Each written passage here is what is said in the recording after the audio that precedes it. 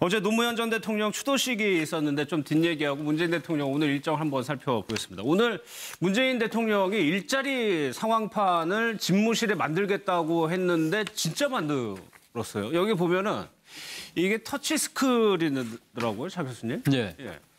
그 문재인 대통령이 사실 뭐 이번 그 대선에서 공약 중에 하나가 81만 개 공공 일자리 만들겠다는 거 아닙니까? 예. 그렇기 때문에 그 공공 일자리를 만든다는 그 자체에 대해서 뭐 또 논란은 있었죠. 민간이 주도해야 되는데 왜 지금 이 공공이 하느냐 그런 뭐 논란이 있었습니다만 문재인 대통령 입장에서는 일자리를 지금 만들지 않고서는 예. 이 정부나 공공이 몸을 보이지 않고서는 지금 일자리가 만들어지지 않는다. 그러한 심각성을 인식했기 때문에 일자리 부분을 공공이 앞장서야 된다 생각을 한 거고 그러한 부분들을 그러니까 지금 정부나 또 공기업에 맡겨놔서는 또 그것이 굴러가지 않을 것이라고 생각하여서 본인이 직접 일자리 추진의 위원장을 맡는 거 아닙니까? 그렇기 네. 때문에 집무실에 일자리 상황판을 놔둬놓고 매일매일 점검하겠다는 것이 대통령 공약이었거든요. 네. 그 공약을 실천하는 하나의 모습이죠. 그러니까 이게 어떻게 되는 겁니까? 집무를 하다가 체크해봐야지 하면 바로바로 체크를 할 수 있다는. 뭐 그것까지는 제가 잘 모르겠습니다만 예. 그러나 대통령 집무실에 저것이 있다는 그 자체가 아무래도 저 관련된 부처의 입장에서는 상당히 신경이 쓸 수밖에 없지 않겠습니까? 예. 대통령이 그 정도로 관심을 갖고 있는 상황이기 때문에 아마 제 생각에 모르긴 몰라도 매일매일 현황판을 보면서 이 의미 있는 변화의 수치가 오면 아마 예. 관계 장관들이나 관계 담당 국장들까지 직접 아마 대통령이 전화를 해서 물어보지 않을까 하는 생각입니다. 이 문재인 대통령이 지금까지 보여준 이 스타일을 본다고 한다면 예. 아마 허투루하게 넘어가지는 않을 것 같습니다. 예, 지금 보시는 영상이 집무실, 이제 문재인 대통령의 집무실인데 과거의 대통령의 집무실과는 확실히 분위기가 다르죠. 원형 테이블도 들어와 있거든요. 그러니까 그 대통령께서 늘 그 후보 시절에 그리고 네. 그 이전에도 말씀하신 게 그 미국 드라마 웨스트윙에 보고 거기 보면 되게 참모들하고 토론하는 분위기. 그래서 그 상하가 없이 격이 없이 진지한 토론을 하는 것을 보고 아, 우리나라도 대통령이 저렇게 좀 청와대를 운영하면 어떨까 그런 말씀을 많이 하셨어요. 예. 그리고 실제로 그러기 위해서 이제 아무래도 네모난 탁자보다는 좀 원형 테이블에 둘러서 얘기하는 게 훨씬 더 이제 소통이 잘 될 것 같고요. 예. 그다음에 일자리의 경우는 그러니까 다들 기억하실 텐데 저희가 공공부문 81만 개 일자리를 내걸었고 그리고 송영길 총괄본부장 모셨을 때 처음에 공공부문에서 너무 과다한 일자리를 창출하는 게 아니냐라는 네. 송 본부장의 문제 제기가 한 번 있었습니다. 그래서 그게 이제 또다시 화제에 올랐는데 그 부분에 대해서 후보께서 이건 내 핵심 공약이다. 꼭 가지고 네. 가겠다는 의지를 확실히 표현하셨거든요.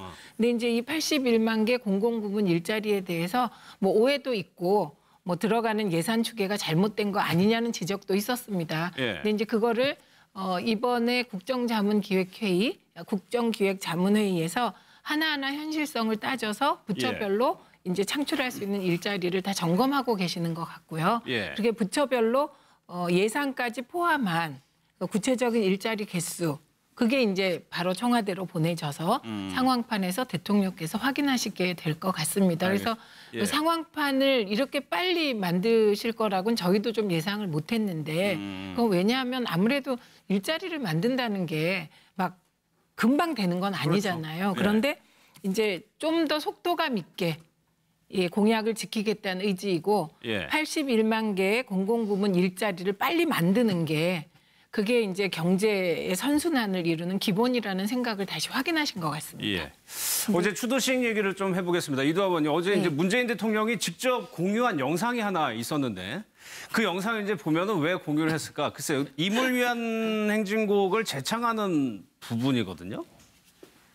예, 그 아마 예. 저는 제대로 못 저희가 한번 영상을 봤는데 한번 좀 저희 말씀을 보여드릴게요. 들었는데 이제 예. 아마 그 같이 재창을 하면서 박자를 못 맞추는데 그 옆에 여사님이 김정숙 여사가 이제 아무래도 성악가 출신이시고 하니까 이제 박자를 맞춰주시는 그런 것 같은데 소탈한 모습을 볼 수 있는 거기도 하고요. 또 예.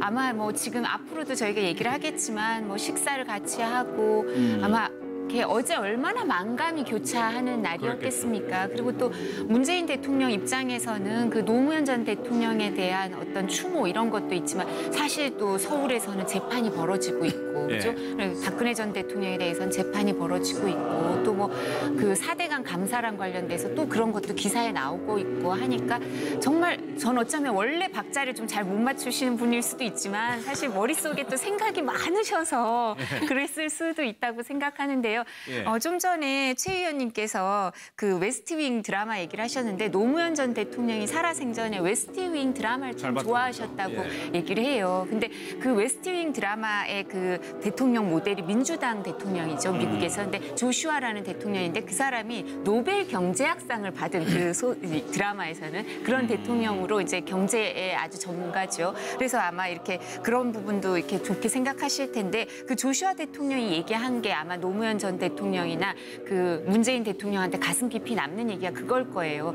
그 대통령이 뭐라 그러냐면 이제 연두교서를 발표할 때 미국 대통령은 장관 중에 한 명만 제비뽑기를 해서 화이트하우스에 놔두고 나머지는 다 의회로 가요. 근데 그 사람한테 혹시 모두 무슨 일이 생길 테러를 당할 수도 있고 하니까 이제 네. 화이트하우스를 지키는 사람한테 뭐 그 블랙박스의 코드도 가르쳐주고 뭐 여러 가지를 가르쳐주면서 당신이 가장 명심해야 될 건 무슨 일이 생겼을 때 비서실장을 내 목숨을 맡길 수 있고 내 가족을 맡길 수 있는 사람을 비서실장으로만 선택하면 네. 대통령은 성공적으로 할 수 있다.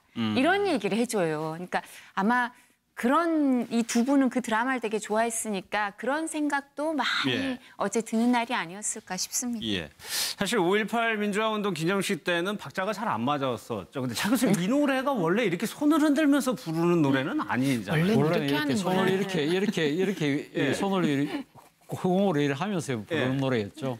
근데 뭐 지금 국가적인 공식 행사장이다 보니까 이제 막 그런 이제 나름대로 할 수 있는 최대의 액션을 지금 하고 있는 것이 아닌가 하는 생각인데 또 재창이라는 측면이 있기 때문에 같이 마음을 모아서 노래를 하기 위해서 예. 그런 몸집을 하는데 그렇다고 손을 들어서 구호를 외치듯이 할 수는 없으니까 좀안 아마 어울리겠네요. 이제 뭐 예. 그렇게 해서 아마 저런 모양이 나온 것 같습니다만은 그러나 뭐 하여튼 그 이 이몰리안 행정국 자체가 그 전임 정권까지 바로 직전까지만 하더라도 상당한 논란이 있었습니다만 이런 이 국가적인 행사에 다 같이 이렇게 또 부르고 예. 하는 그 모습 자체는 뭐 그렇게 나빠 보이지는 않습니다. 뭐 예. 저는 뭐 그 임을 위한 행진곡 자체가 그 과거 뭐 80년대 사실 뭐 그 운동권 그러니까 지금 여러 가지 그 시국 사건의 현장에서 많이 불려진 노래였지만 그것이 점점 보편화돼서 모든 국민들이 나름대로 공감하고 있다면 뭐 예. 이런 국가적인 행사장에서 같이 불려지는 것이 뭐 일종의 국민 통합을 위한 하나의 예. 좋은 도구가 아닌가 하는 생각이 듭니다. 예. 그러니까 저는 어저께 그 대통령 추도사 중에서 가장 인상적이었던 부분이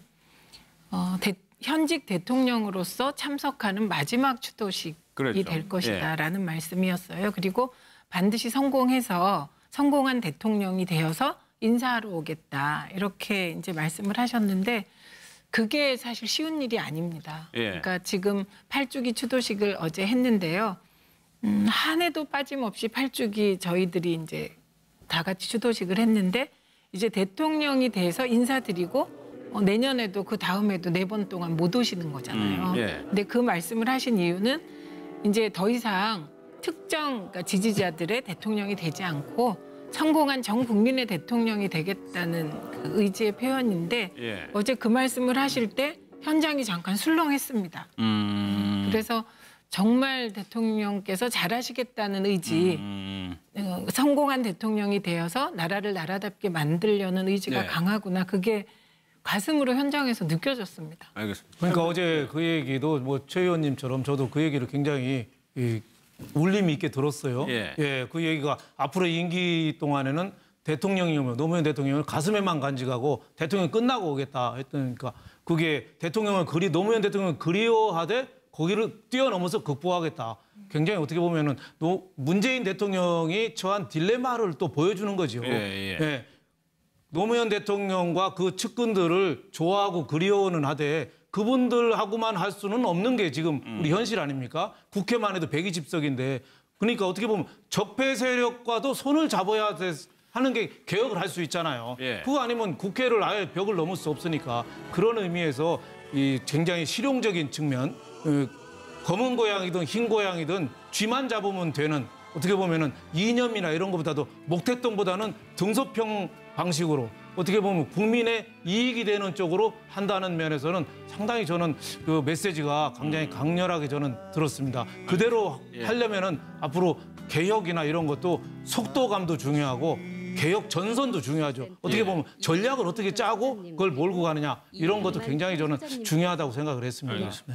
문재인 대통령의 인기가 뭐 워낙 높기 때문에 뭐 이거 하나 좀 볼게요. 일거수일투족의 관심인데 어제 나비를 날리는 행사가 있었는데 이 나비가 문 대통령 머리 위에 잠깐 앉았다. 이것도 화제가 되고 있거든요. 그렇죠. 사실 어제 그 문재인 대통령이 그 추념사에서 그 이야기했지 않습니까?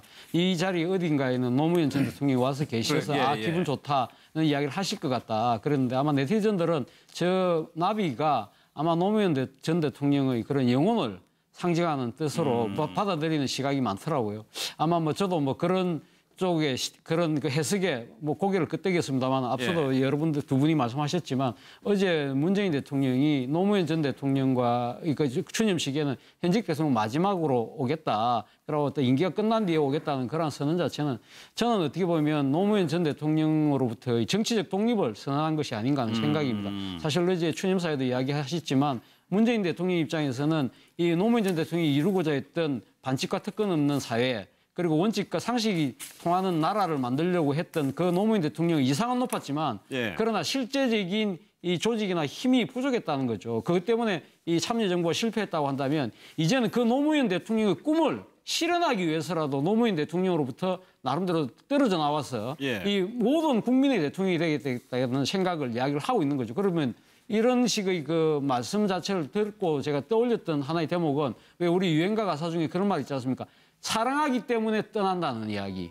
그 이야기하고 일종의 좀 맥이 닿는 것이 아닌가. 그런 측면에서 본다고 한다면 아마 본인이 이 뭐 노무현의 가치를 포함하는 더 많은 사람들을 그러니까 포용하고 그분들의 협력을 이끌어내서 이 성공한 대통령이 되기 위하겠다는 하나의 다짐으로 측면을 본다고 한다면 어디는 노무현 전 대통령의 아름다운 이별이 아니었나 하는 생각도 듭니다.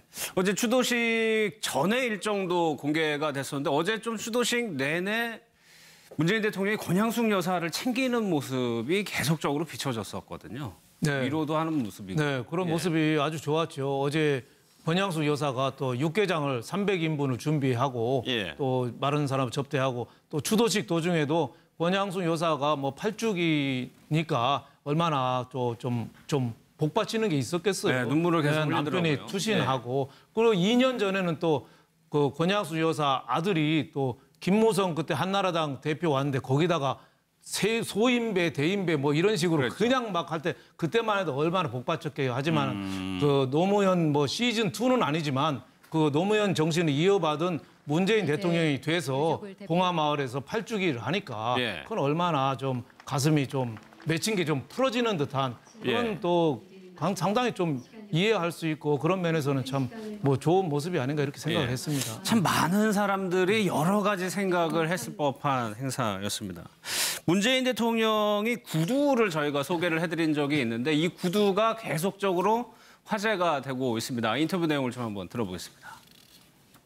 2012년 가을에 그 구두를 팔라고 국회에다가 판을 벌렸었어요. 그때 국회에 직접 오셔갖고 우리 애로사항도 들어주시고 아주 즐겁게 한 켤레 사신고 가셨었죠. 저는 깜짝 놀랐습니다. 이것을 지금까지 신고 계시리라 생각도 못했고요. 사실 14일 날 청와대에서 연락이 왔었어요. 구두를 다시 한번 사신고 싶은데 지금 청와대로 들어올 수 없느냐고. 김 여사께서도 그 구두가 그렇게 좋다면 나도 한번 이 구두를 사신해야 되겠다 해서 저희를 찾았던 거죠. 이번에 또 이 아지오 구두가 세상에서 이렇게 회자가 되니까 저는 사실 요새 며칠 잠을 계속 못 잤습니다. 그 갖추고만 있었다면 이 일이 참 좋았을 일인데 우리가 버티지 못해서 기회가 왔어도 그리 못했다는 점이 더욱더 가슴을 좀 아프게 하더군요. 그래서 차 교수님 이거는 의도하지 않았는데 어떻게 회자가 되는 내용입니다. 그렇죠. 이거 문재인 대통령이 그런 아주 청각 장애인들이 그 제작한 이 수제화를 사서 그 한 번 신고 버린 것이 아니라 지금도 그 뭐 계속 신고 있으면서 그 아마 그 상당히 뭐 발도 편했겠지만 또 뭐 한편으로는 이제 대통령이 되셨어. 우리 사회에 조금 소외받고 좀 약자들을 위한 나름대로 배려의 리더십의 차원에서 예. 아마 자신의 아마 구두를 떠올렸던 것이 아닌가 하는 생각입니다. 그런데 뭐 지금 공교롭게도 지금 이 구두를 만드셨던 분들 입장에서는 지금 이제 구두를 더 이상 만들고 있지 않다고 그러네요. 폐업이 됐다고 그래요? 예, 폐업했다고 그러는데 아마 문재인 대통령이 지금 이 또 상당히 또 이렇게 관심을 표함으로써 아마 다시 그 신장 기업을 하려는 그런 움직임을 보이고 있다고 합니다. 저는 어쨌든 그러니까 현재 대통령이 우리가 누구나 다 알만한 뭐 그런 고급 유명 브랜드가 아니라 네. 우리 사회에서 낮고 힘들게 사시는 분들이 정성껏 만든 이런 제품을 애용한다는 그 자체가 저는 뭐 또 다른 측면에서는 국민 통합의 자세가 아닌가 하는 생각도 듭니다. 예, 뭐 이런 효과를 가져오니까 저는 인상적이었던 게 대통령이 되고 나서 또 한 번 살려고 연락을 했다는 점이었어요. 그러니까 저 부분은요. 우리가 구두를 사서 신다 보면 예. 이렇게 유달리 발에 맞는 구두가 있어요. 그래서 자주 신게 되는. 그리고 저 구두가 그런 구두가 아니었나 싶고요. 예. 이제 19대 국회 때 보면 국회에 저런 분들이 많이 와서 그 의원회관 1층에서 그러니까 저런 수제화들을 팔고 그랬습니다. 그러면 이제 저걸 이제 단체 구매하고 그랬거든요. 예. 근데 저거를 편하게 생각하시고 계속 신으셨기 때문에 뭐 또 그리고 보도도 되고 그래서 다시 연락해서 다시 맞추고 싶으셨을 것 같고 예. 그리고 이제 저게 그냥 의도된 게 아니고 좀 문재인 대통령께서 그냥 저렇게 보통 사람 평범한 사람 그런 분들 많이 예, 계시잖아요. 그래서 편하면 오래 신고 뭐 이런 그런 분이라는 게 중요한 것 같아요. 알겠습니다. 네. 지금 이 내용은 제가 좀 한번 읽어드리겠습니다. 문재인 대통령이 국가안보실 1차장, 2차장이 있는데 1차장에 이상철 성신여대 교수 그리고 2차장에는 김기정 연세대 행정대학 원장을 임명을 했습니다. 지금 저 경력만 보더라도 군보다는 외교 전문가로 채워놓은 것 같은데요. 국가안보실의 1차장, 2차장을 임명을 했습니다.